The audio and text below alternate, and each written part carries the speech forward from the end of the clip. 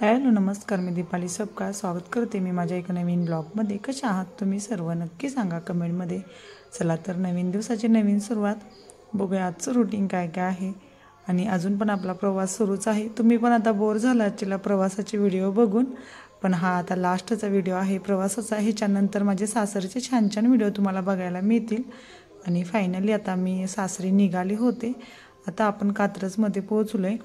तर वातावरण एकदम ढगाळ होतं कारण गावाकडे पाऊस चालू होता आणि छान वाटते पाऊस असल्यामुळे। कसं वातावरण थंड होतं, आम्हाला थोडं जास्तच थंड वाटते कारण आपल्या कोलकात्यामध्ये गरमी जास्त असल्यामुळे हे वातावरण आपल्याला थंड वाटत आहे। तर काही हरकत नाही। चला तर सगळीकडे हिरवळ आणि आता आपला प्रवास सुरू झाला आहे गावी जाण्यासाठी।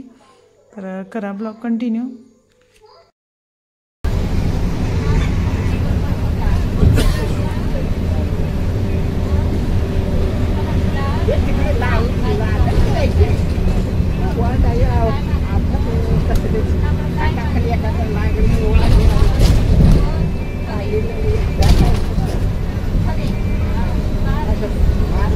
आता आपल्या इथं 1-1.5 तासाचा प्रवास झाला। त्याच्यानंतर नाश्ता करण्यासाठी गाडी थांबली होती। त्याच्यानंतर मी काही व्हिडिओ पण घेतले नाही कारण मला झोप पण आली, आराम केला, मग मस्त अशी झोप काढली। आणि आता इथं नाश्ता करायला गाडी थांबली होती, तर चला म्हटलं आपण पण काहीतरी नाश्ता करूया। जेवण वगैरे पण होतं कारण आम्ही घरातूनच जेवण करून आलतो, त्यामुळे जास्त काही भूक नव्हती। फौजी म्हटले काही ना म्हणजे स्नॅक्स वगैरे खावा, नाश्ता वगैरे करा। तर आमच्या गावी आल्यानंतर ऑल टाईम फेवरेट म्हणजे वडापाव। कुठं मौका मिळेल तिथं आम्ही वडापाव खाऊन घेतो। तर आता इथं पण आम्ही वडापावचीच ऑर्डर करणार होते।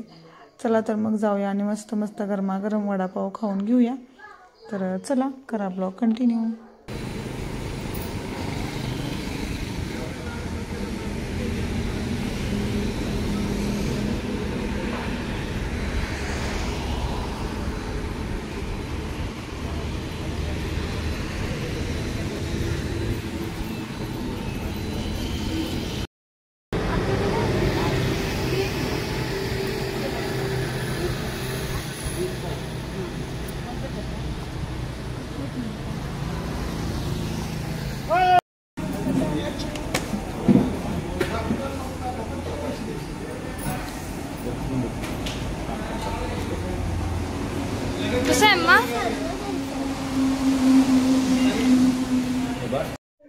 आणि नाश्ता वगैरे केला। त्याच्यानंतर परत आमचा प्रवास सुरू झाला आणि सगळे म्हणजे एक्साइटिंग होते, घरातले पण एक्साइटिंग होते आणि आम्ही पण एक्साइटिंग होतो कारण घरच्यांना पण भेटून आम्हाला 5 महिने तरी झाले होते। आणि छान वाटतं आता एवढ्या दिवसातून चाललोय ना, तर खूप छान वाटत होतं। कधी घरी पोहोचतोय असं झालं होतं। माझं आणि फौजींपेक्षा अर्णव कुणाल खूप एक्साइटिंग होते की कधी जायचं आईबाबांच्या घरी। आणि आता इथं सातारमध्ये आपली बस गेली होती सातारच्या स्टेशनला, बस स्टेशनला। तर आता इथं काही प्रवासी उतरत आहेत, काही चढत आहेत। त्याच्यानंतर परत आपला प्रवास सुरू झाला।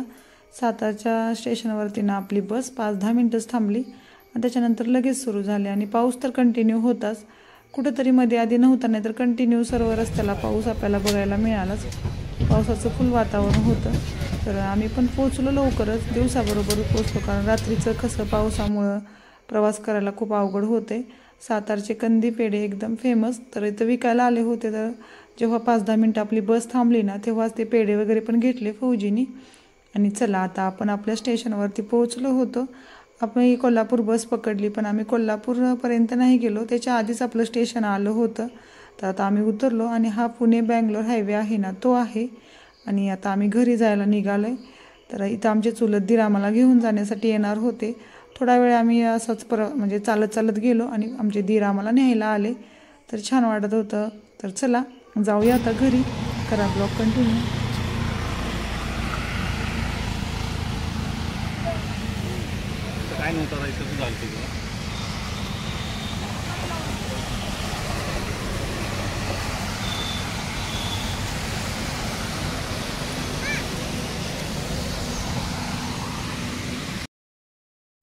आणि आता इथे एका हॉटेल होतं ना, त्याच्या बाहेर आम्ही थांबलो होतो। इथं आमचे दीर आम्हाला न्यायला येणार होते।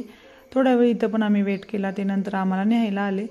आणि गावाकडे खूप छान वाटत होतं। आता तर गावात पोचल्याची चाहूल सुरू झाली होती कारण ह्या सगळ्या म्हणजे जागा आहेत ना, त्या आपल्या ओळखीच्या आहेत, त्यामुळे तर खूप छान वाटतंय। कुणालचा आनंद बघा इथं गगनात मावेना, कारण त्याला पण हा रस्ता ओळखीचा आहे. तर फायनली त्याला असं वाटतं की आता मी गावात पोचलो आहे. त्याला खूप आनंद झाला आहे. आणि आता इथं आमचे दीर पण थोड्या वेळात आले होते आणि साईडलाच हायवे होता, त्यामुळे खूप अशा गाड्यांचा आवाज वगैरे मी म्यूट केला आहे. खूप असे गाड्या वगैरे जातात. हा पुणे बेंगलोर हायवे आहे. गावाकडची शेती आता पावसाळ्यामध्ये भात वगैरे केलं जातं, तर इथं भाताची शेती वगैरे होती. पावसाचं फुल वातावरण आहे. चला तर आता इथं आमचे दीर आले होते आणि आता आम्ही गाडीमध्ये बॅगा वगैरे ठेवला आणि चला आपण घरी जाऊया. घरी गेल्यानंतर मग दाखवते तिथला व्हिडिओ.